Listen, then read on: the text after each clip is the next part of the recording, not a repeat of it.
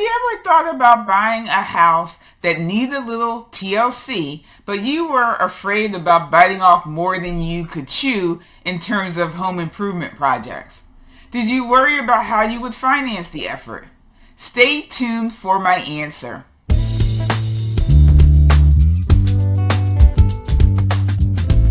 Hello, I'm Veronica Woods from Daniel Woods Real Estate Company, where we help our clients avoid making 5- and 6-figure mistakes when it comes to buying and selling real estate in the Philadelphia area. If you're new to watching this real estate wisdom video series, I publish a new one roughly every week, and it's always on a topic related to general home ownership or real estate investing. If you're watching this video on YouTube and you're new, please go ahead and hit the subscribe button and the notification bell, and you will be first to know when the next video is published. This week's video is actually a Facebook Live that I recorded at the end of April, and I had 2 guest hosts on. It was a conversation about buying fixer-uppers. So I had Chip Williams from Homeside Financial and Bose Hauser from Ruxin Cornerstones. It's a local general contracting firm here in Philadelphia. And we structured our conversation around the secrets to success to buying a fixer-upper. We gave a ton of nuggets and jewels around how to keep more money in your pocket when you're endeavoring to buy a fixer-upper and earn more equity and wealth with your real estate purchase. Now, before I jump to the video, I do want to remind you, as always, leave your comments and questions right here where you're seeing this video, because even though it won't get answered in the live discussion conversation with the group, I will circle back and give you my best answer. So with that, let's jump to the Facebook Live. Well, good evening. You are in the right place if you're here for Buying a Fixer-Upper home seminar. This is our first and hopefully will be a series of webinars educating the community about how to get your house in order, so to speak. And I thank everybody who's tuning in live or watching the replay. I know that I have a newfound respect for the people who are going live every day or every week. So pray for us to get through the technology, but we're excited to bring to you information. I have a crew of experts that are my co-hosts that are on live with me tonight. And before we get started, I just want to kind of go over our agenda. So first, the structure of the Fixer Up seminar will be 6 tips to success to buying a fixer-upper. And then we're going to have a Q&A session. But throughout the Facebook Live, if you have comments or questions, want to tell us about a property that you're thinking about buying, you can put that in the comments. But we'll promise to get to that at the end, because we're going to go over a few questions that we got in advance first as a team, and then we'll stay on as long as we can to answer as many questions. But our 6 tips, just so that you guys are able to get more information, we actually prepared 10 tips, because when we were brainstorming about this topic and our experience working with various clients buying fixer-uppers, it's so much information that we're going to share 6 tips with you live, and then we're going to share with you how you can download a list of our top 10 tips. So with that, and actually let me introduce myself before just going over an overview of today's topic. So I'm Veronica Woods from Daniel Woods Real Estate Company. I'm a 2nd-generation realtor, and my company has been helping clients buy, sell, and invest in real estate in Delaware County, as well as Philadelphia, for the last 30 years. And just we have a little noise in the background,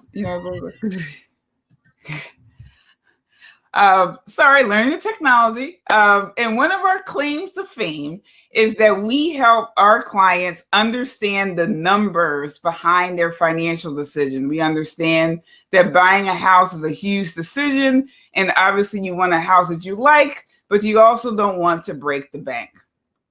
So jumping into the topic of fixer-uppers for people who want to save money or create wealth from the beginning of buying a house, fixer-uppers is really a great opportunity. But I did want to kind of define what I meant by fixer-upper, because a lot of people use that term and it could mean a variety of things. So I'm going to share.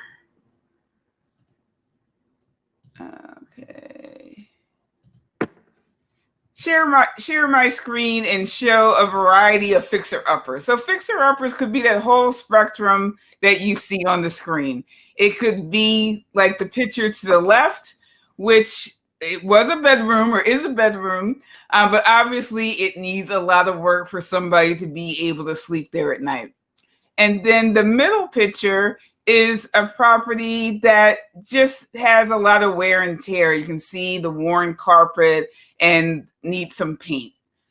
And then the last picture, it looks like it's in pretty good shape, but the biggest thing is it looks like it's coming from 1982. So it just needs updating. So again, there's a variety of things that we call fixer-uppers. And the other important thing to think about in determining what we're talking about in fixer-upper, and I'm defining these terms because as we get through the conversation, we'll be using the term loosely. And I want to make sure everyone's on the same page. So another thing to define what a fixer-upper is by the budget. So there's something what we call a cosmetic update, and it's more like a lipstick update for the ladies who are watching. So that might mean painting the walls and fixing up the flooring. And typically I advise clients that, you know, that kind of project can go upwards to $15,000, depending on what you want to update. Then we have a project that might be $15,000 to $40,000, and that's everything within a cosmetic update, but probably in need of some sort of infrastructure change. Maybe the boiler is old, and you know that you have to replace that. And then anything over that, $40,000 and above, really is in a category of a major project, and that can also run the gamut to a full gut rehab. And I know Bose, who I'll introduce shortly, has some good before and after pictures of a project that she worked on that was a full gut rehab. So with that, that's a good overview of the topic for the day.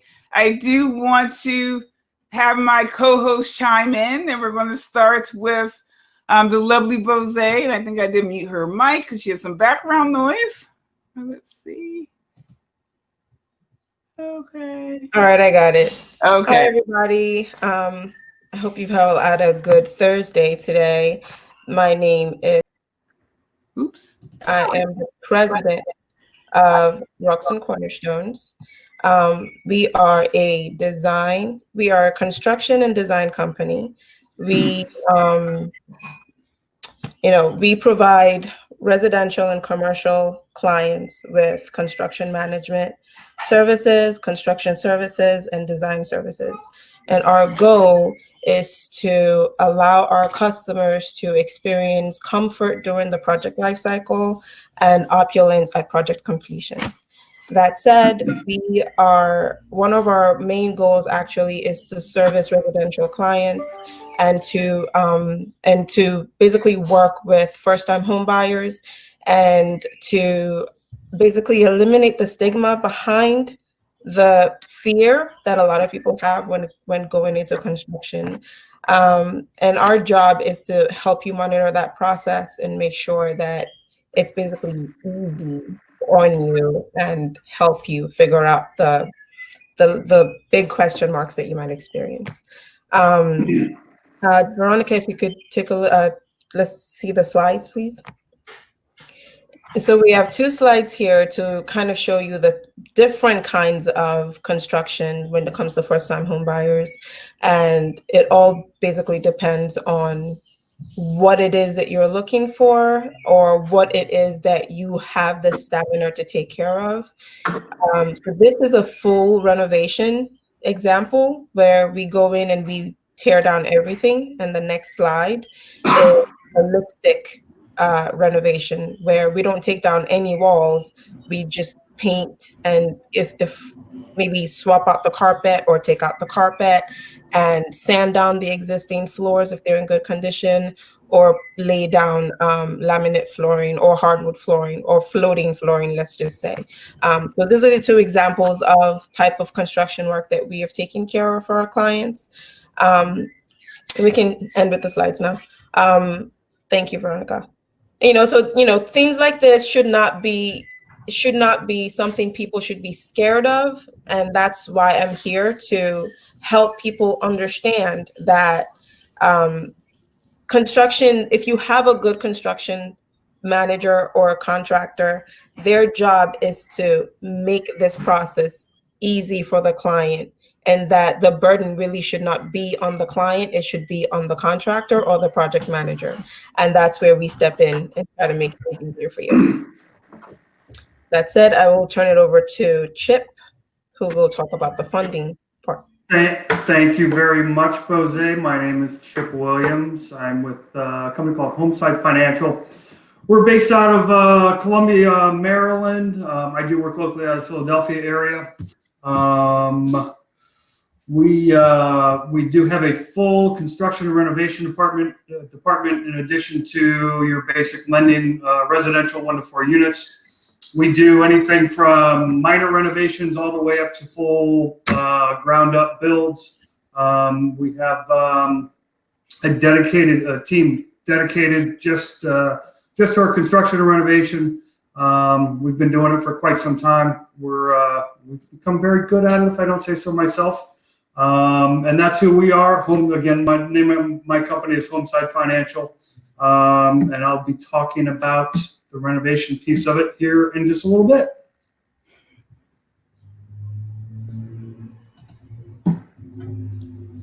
Hey, thank you guys. And before we jump into the 6 tips that I promised, we're going to give you our 6 success tips for buying a fixer-upper. I did want to make one other comment about why it's important to at least maybe be open to buying a fixer-upper in the Philadelphia area.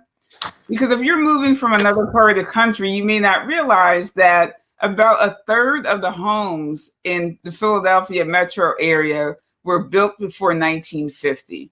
So that means we have a lot of older homes. So there's really a lot of opportunity out there to find a project to take on, to design the house that you want and be able to, like I said, step into home ownership with equity. So with that, I am going to jump into tip number 1.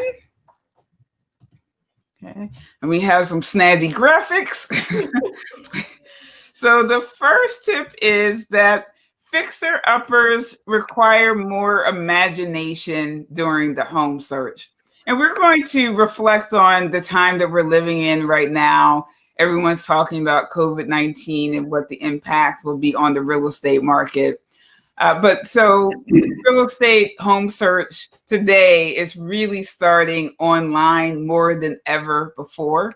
The stats have shown that there's so many people searching online, but that means that it depends on the realtor's ability to show the house well. Now, when you're talking about a fixer-upper, 9 times out of 10, the photos are not pretty. So you're going to have to just block out any kind of obnoxious colors in your book of the walls, flower wallpaper, carpet that's worn beyond repair. Really, you have to think about the location and evaluate kind of the bones and structure of the house. And a realtor that has experience in working in fixer-uppers, they're really going to be able to guide you as they're walking you through the house or digitally walking you through the photos online, maybe the approximate range of the work to be done. Now, they're not going to be able to give you an exact figure, but just based on my experience, I know, the relative cost of replacing a boiler, or I've done or managed other projects to repair flooring and painting, and I would be able to give you a range of, hey, you're talking about $10,000 here, or like, whoa, this is probably a $20,000 dollar project. And that way you can be able to decide if that's something that you want to take on or not. And I also like to encourage people to think, if they see issues in the photos, don't kind of quickly say, oh, forget about it. Because I have some clients who, they really have their eyes set on move-in condition. And move-in condition obviously is the house where all you have to do is bring your boxes, figure out where your paintings are going to go, and then plan your housewarming party. But you can't do that with a fixer-upper. So if you see the opportunity because of glaring repairs, I actually get excited because I think, all right, we're going to negotiate here. Like, there's room, so how much money are we going to get off the asking price? That's what I'm thinking about for my client. And I like to talk about, or just give a quick story of, I had a client who, once she saw pictures of a house online, she swore she didn't even want to set foot on it. Now, this is before Corona. And we ended up, she got the house and she was able to get the house $30,000 below the average move-in condition value in the neighborhood. She spent about $15,000. And again, this walking into equity, that's what she was able to do. So I'd like to give examples of the real things that you're able to do in order to get equity right away. Sorry, my cat almost knocked over the light behind me. That would have been interesting for a live show. So that's tip number 1. And now I'm going to get into tip number 2.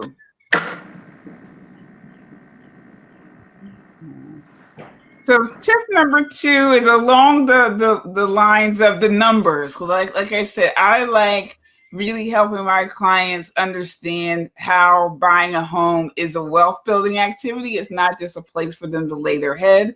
And I want to tell them how they can do this really upfront. So I'm going to go back to a slide. Okay. Of some numbers. So this is the equation that I tell my clients to think about when they should really be aware of investing more than a home is worth. So this is kind of the equation they should think about. And a lot of times people think that only investors care about this. But if you're a smart homeowner, you're going to want to be careful of over investing as well. So if you think about the as-is home price plus the repairs, it should be less than or equal the move-in condition value. So the example that I was talking about before, adding those two together, it was a $15,000 savings for my client. And this slide is showing an example where somebody made a $20,000 saving.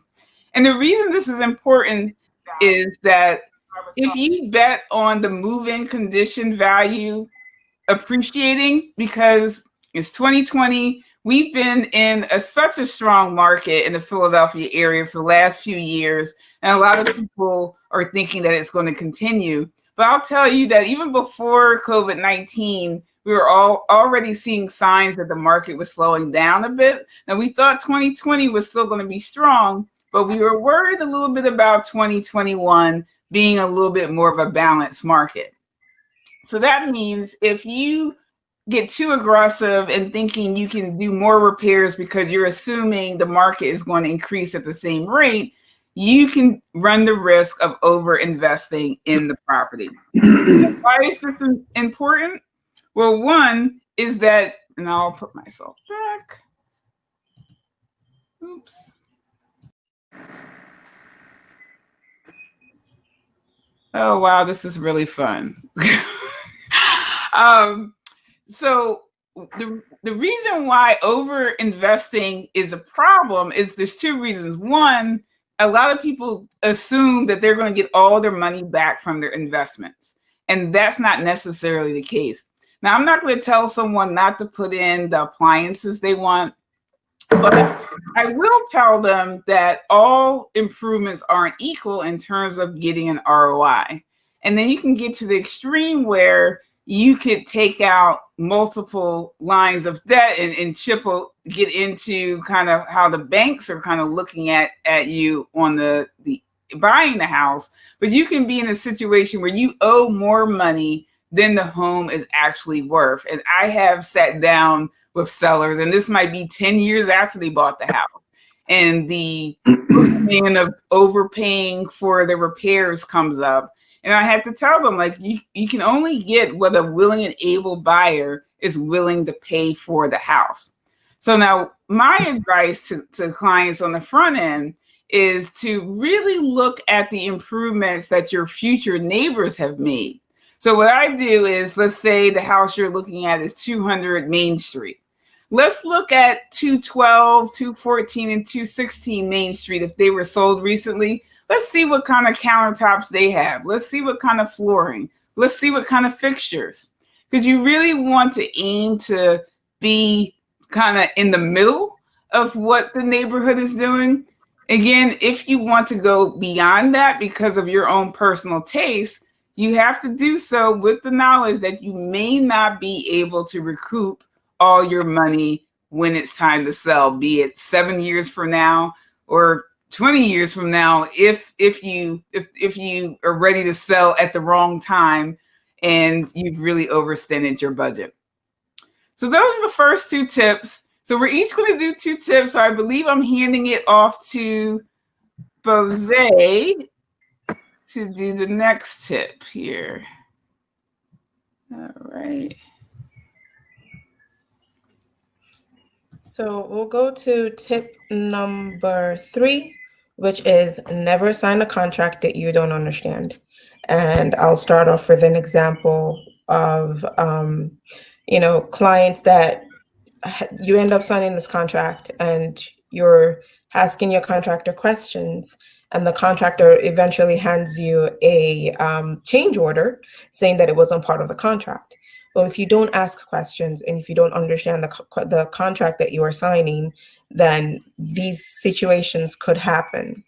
In whatever document that you sign, always read the document. And from the contractor standpoint, the scope of work should be clearly written. And if you don't understand what this contractor is trying to do for you, you need to have them literally spell out every task, everything that they're going to be covering under that contract for that price. If the contract changes or the price changes, it needs to be tied to a scope of work. If the scope of work, meaning if you wanted them to redesign your kitchen and you wanted them to move the stove from one location to another location, all that needs to be spelled out in that contract, that is part of what they will be doing. If you don't do that, the contractor could have understood what you were requesting in a different way, and the client could have said it in a different way. And so you've all gone this way, and there is no clear scope of work or understanding of the contract.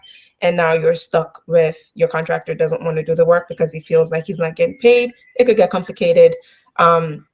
Definitely understand your contract before you sign it. On that note, another thing that I'm going to say is that be careful when signing a contract, especially when it comes to a fixer-upper, because legally, in the state of Pennsylvania at least, when a contract is signed, the client has 3 days to walk away from that contract.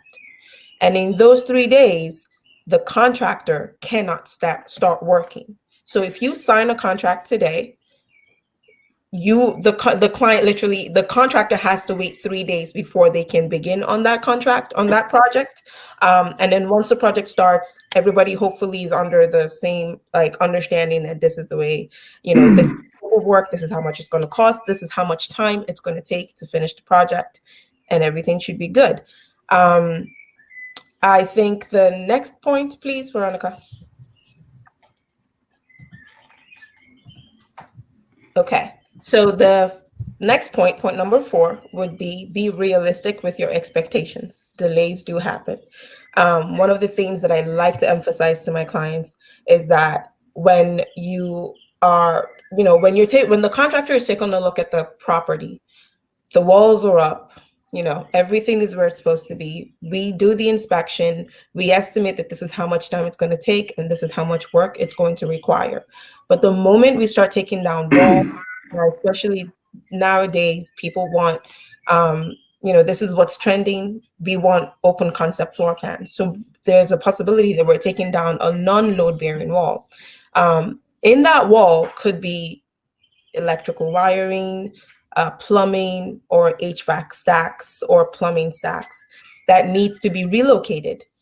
If the contractor obviously couldn't see inside the wall when they bid the job, this is a possibility for a change order. So to eliminate change orders, it is advised always to have a 10% contingency plan built into the budget. So, and I will have Chip explain that further. But what that means is if your contract if it's estimated to finish renovating that property at $60,000, let's just say, 10% of that $60,000 needs to be set aside for emergency, or I like to call it the whoopsie budget. Like, these are things that you did not see, the things that are unexpected, and this is where you would take the money to cover that cost.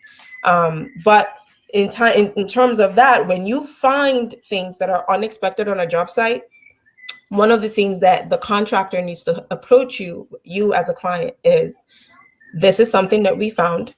This is how we're going to fix this problem. And this is how much more time it's going to take to add or to fix that problem. And this is going to be the impact of that time on our schedule. Sometimes these things can be done real quickly and it won't prolong the schedule.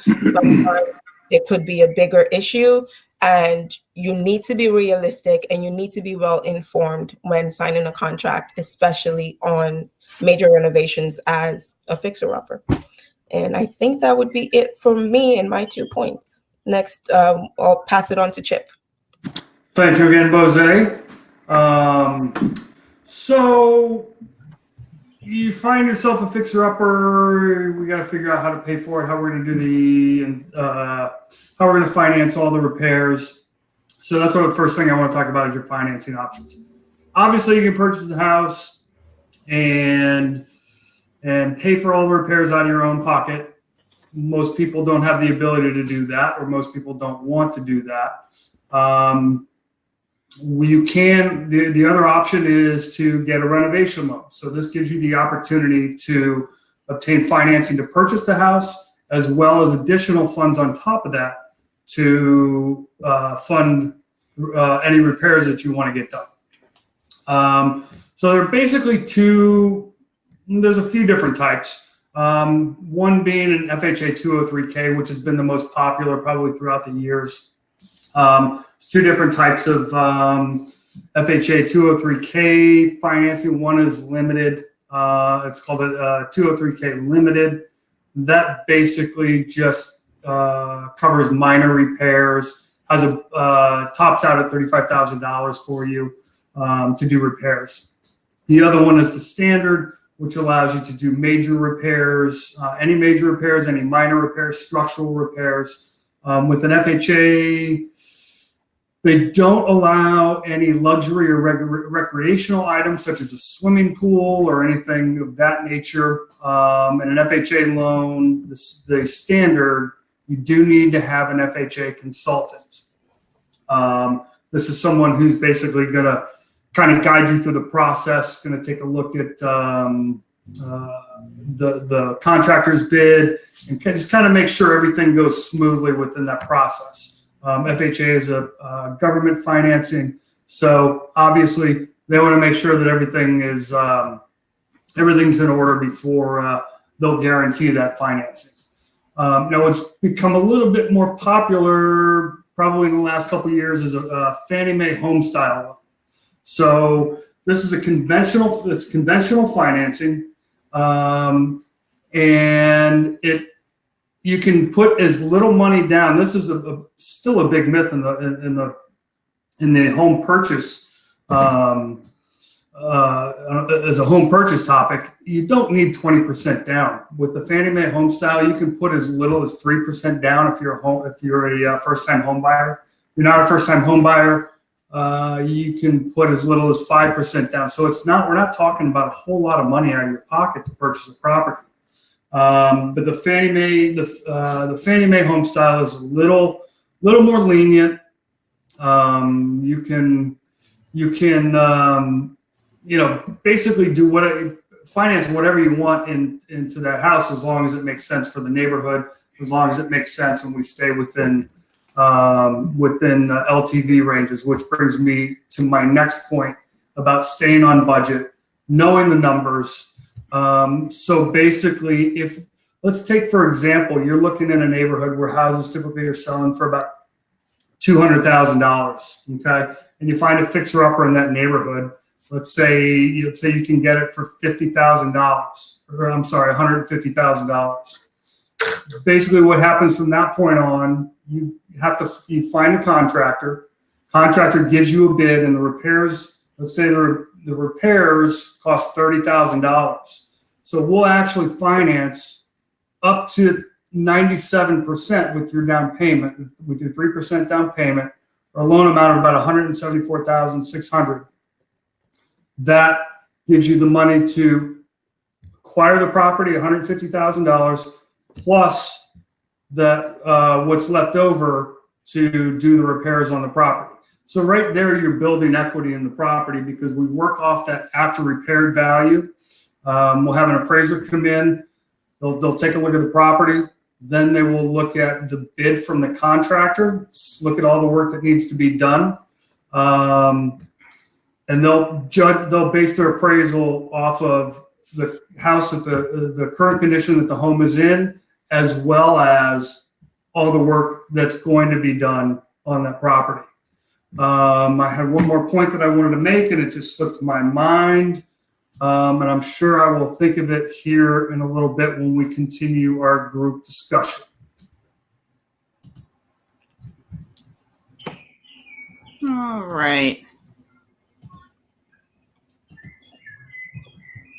All right. Well, I will bring us back to the group. So that was definitely a lot of information. As I mentioned, we actually have 4 more tips that are available for download, and I will display the URL again here. Okay. So now we're kind of wanting to get into like a roundtable discussion, because when we first came up with the idea for this session, I was telling them, like, it's not too often that you'll have a mortgage lender, a general contractor, and a realtor in the room discussing, strategies for home buyers. Now, we do talk behind the scenes, but the perception is that they don't know that, and often a lot of consumers don't have the opportunity to kind of hear all these perspectives in one forum. So we did get a few questions beforehand, some common questions that you've been asked before. So I'm going to pose it to the group, and whoever wants to jump at it first can kick off the response.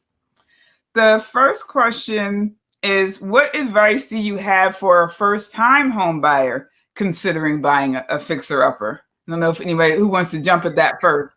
I think I'll jump on that. It's interesting that, Veronica would ask me to be on this panel today, because this is actually one of my growth opportunities for my business.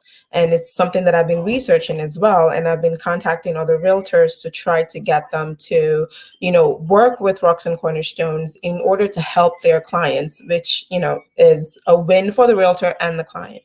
And one of the things that I would typically advise the realtors and the client is, the most important thing to do is to find the location.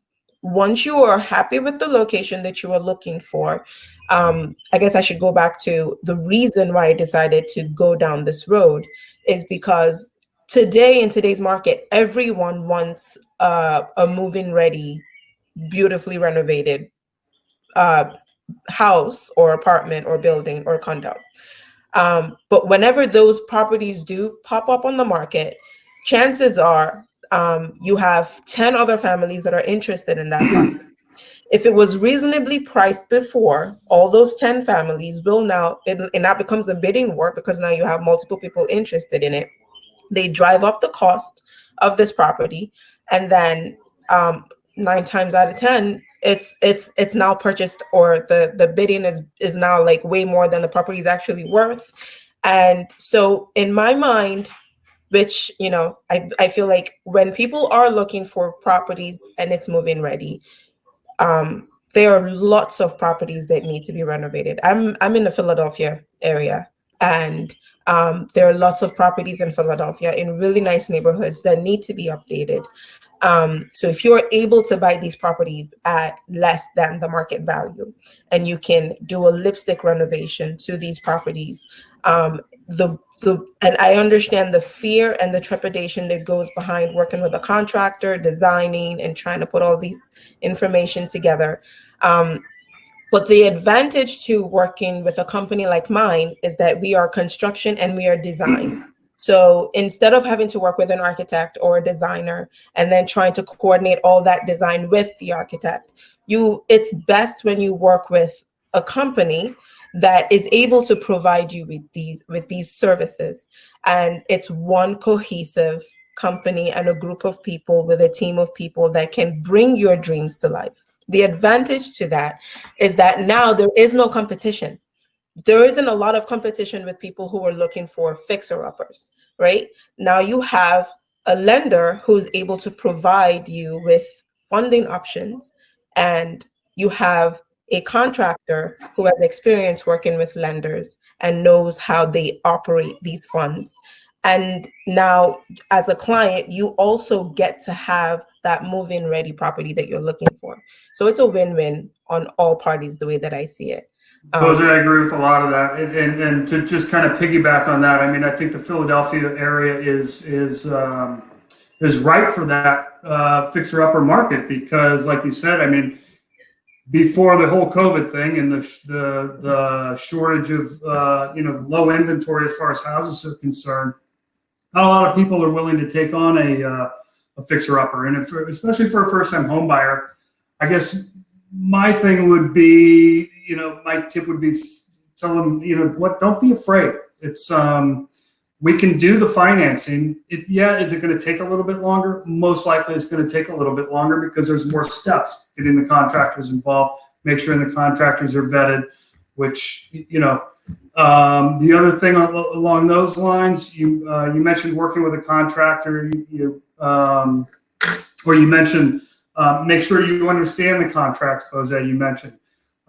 We look at those contracts and we lend on what gets completed in those contracts. So we're dispersing the funds to the contractors. That project's moving along. So you have not only the contractor and the realtor looking out for you, you also have Homeside Financial looking at those contracts, making sure that everything gets paid on time, make sure that the contractor adheres to that timeline. Now, do things go wrong? Like you said, yeah, things do go wrong. But that's what you're going to find when you buy an older home. But we'll have the money to get those things taken care of. So I just think there's a tremendous opportunity out there as far as fixer-uppers go in the Philadelphia market. The only thing that I would add, and my cat is trying to join the broadcast, is that I definitely think that the competitive advantage really merits you not ruling out a fixer-upper, especially in the neighborhood that you want to live in. I do caution first-time home buyers that I guess the risk is commensurate of the size of the project. So the more money in the budget, the more things can go wrong. The larger that 10% is a dollar value that Bose was talking about.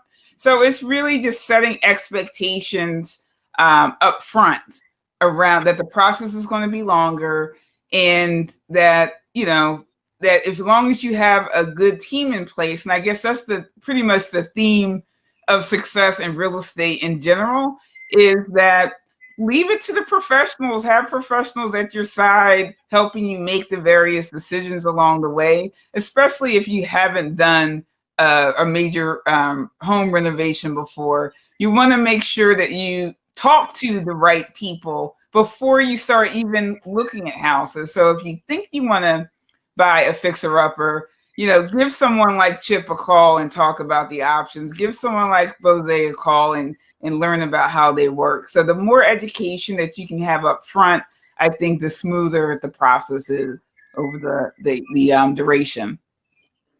So that was a good one. We had a whole pre-conversation about that on our pre-call, and I was definitely the most conservative about it, even though, like I said, I work with a lot of clients doing rehabs, but I have seen some things go wrong, which leads us to the next question that I have on the list is, what are some common things that could go wrong that if you made a decision, you wanted to buy a fixer-upper, what are some things that people, besides the team, what are some other things people should consider in their process? I mean, if coming from a construction standpoint, you have to consider a whole lot of things. You could think it could be like an easy flip, like a lipstick job, and then you rip out the carpet and find it's a house. And like I said, find that the subfloor is rotted out. Most of the houses are built. Rotted out joists, yeah. Yeah, so it's expect the unexpected. That's like the tip number 3, right? Expect the unexpected, but don't be scared because there's always a solution. It's not like it can't be fixed.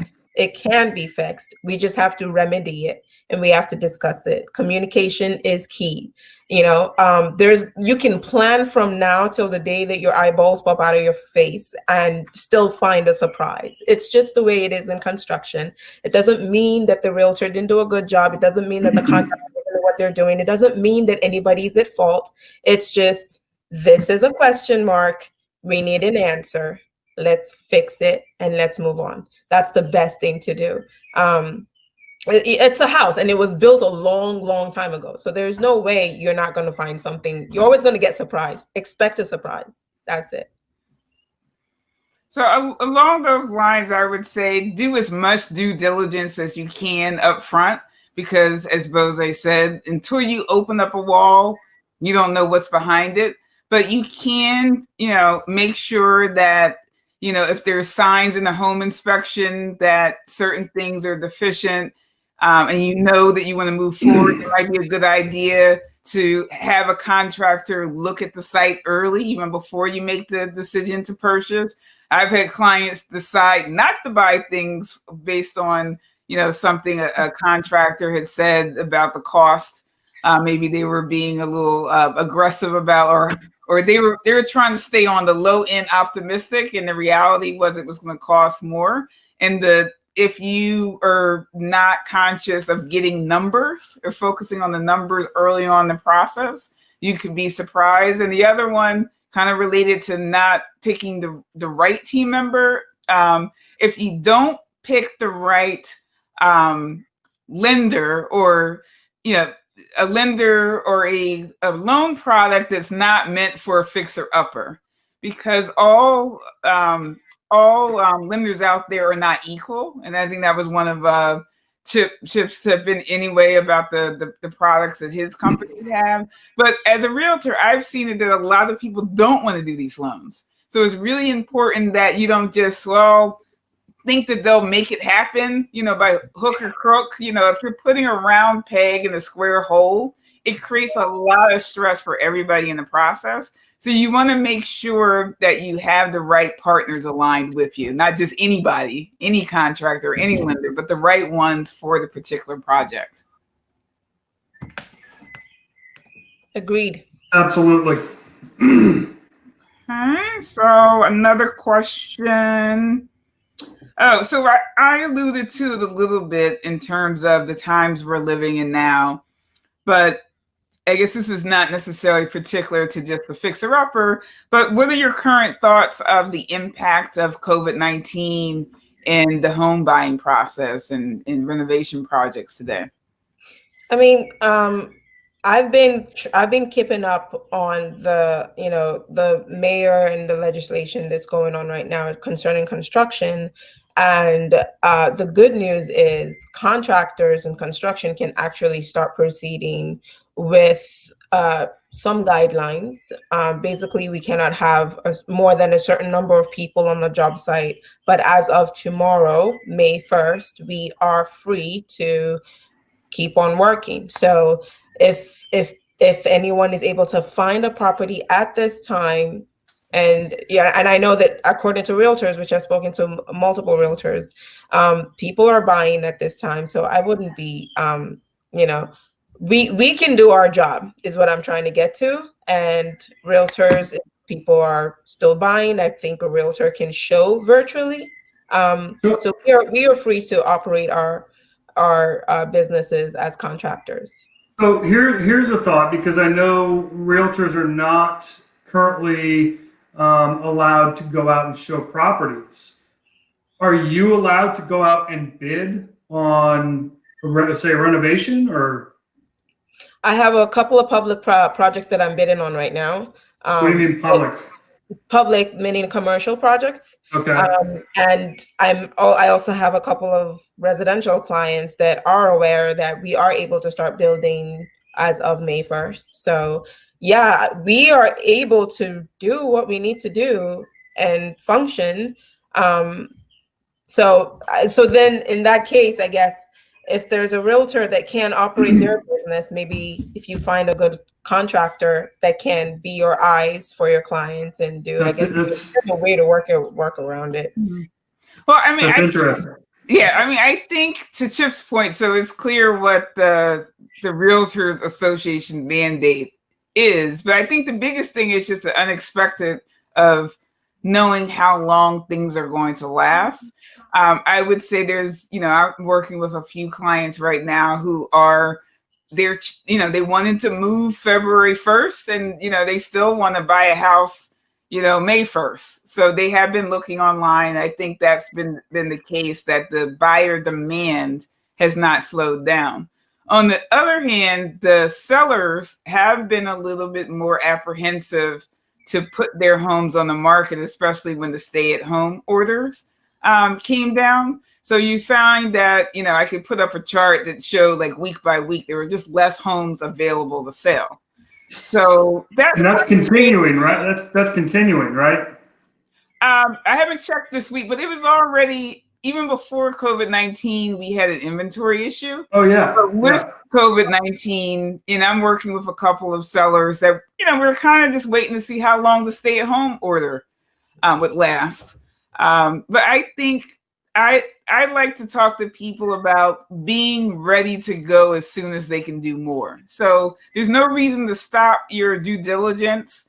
I agree. If there's a deal that comes through that makes sense, everyone's trying to re-engineer their businesses to figure out how to get them that information and protect themselves. There's been additional addendums that give more leeway in terms of actual closings.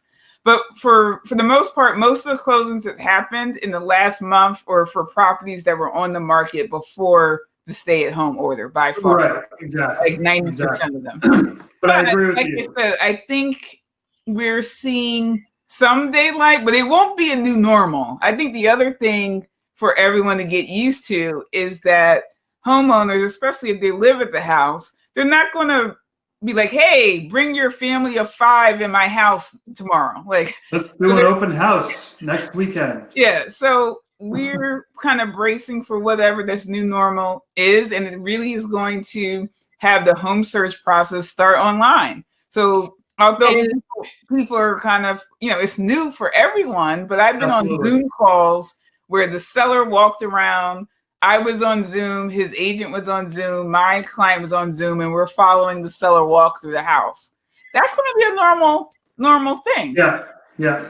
But you made a point, Veronica, that where you said, people, if you're interested in buying, but you're putting your plans on hold when, until some of this blows over, it's still not too early to have a conversation.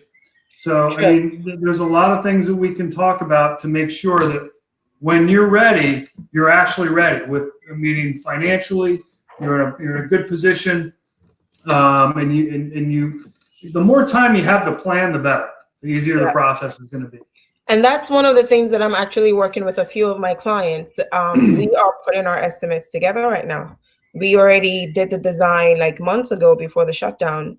And right now we are just sending out those designs to the contractors or subcontractors that are going to do the major trades, the electric, the HVAC, the plumbing, the framers, the drywallers, the painters. So that we're getting the information in now so that when the time comes, which is of tomorrow, we can just hit the ground running. The second thing that I wanted to point out is that, like you said, Veronica, this is going to be our new normal. And new normal is shopping online or doing virtual meetings and hearing a bunch of background in the kitchen as we're doing a live Zoom. Like, this is the new normal. And and that new normal doesn't just relate to shopping for houses. It's shopping for clothes, for food, for, everything that we need to do now is going to be through a delivery system. So instead of holding off on your hopes and dreams and keep living the way that you have been, we just need to figure out how to move forward in a safe way. And it dawned on me when when this whole shutdown first happened, I kind of buried my head in the sand for about 2 weeks too. I was just in panic mode. And then afterwards I was like, you know what, if this is the way that we're going to be functioning from now on, life has to continue. We still need to put food on the table, and we still need roofs over our heads, and we still need to figure out things. So I found a way to virtually work online and communicate with my clients, and basically just kept moving forward pending the time that the governor would say, okay, construction can continue, and which was great for my clients because we have covered a huge milestone while we were waiting, and now we can just hit the ground running. Yeah, that's a great point. I was thinking back to the competitive standpoint of buying a fixer-upper in this time, that I've actually been in a few bidding wars. It was kind of like, wow, okay. So my client lost out on the house this week that he didn't see, and two of the other people who bid on the property didn't see, because it was in a great location and it didn't need a lot of work. So it's back to the projects that might be a little bit of a challenge. Now, some of those people kind of said, you know what, I'll wait on that. I need to definitely get in that house to see. But the houses that were as close to moving, I mean, I couldn't believe it. That, like, wow, we I'm in competition on this house. Like, it just went on the market. So the fact that I'm having those conversations really does speak that there will probably be a lot of pent up demand whenever people are able to move a little bit more. And the more that you can, as Chip said, put your house in order and kind of do the research ahead of the time, just the better off you are. Absolutely. So any other general tips that we didn't cover that we wanted to get to on the call? I keep saying call, like, oh, it's a live? What do you call it? Zoom. Zoom, right? Not even. We all should have bought stock in it 6 months ago. I know. Yeah.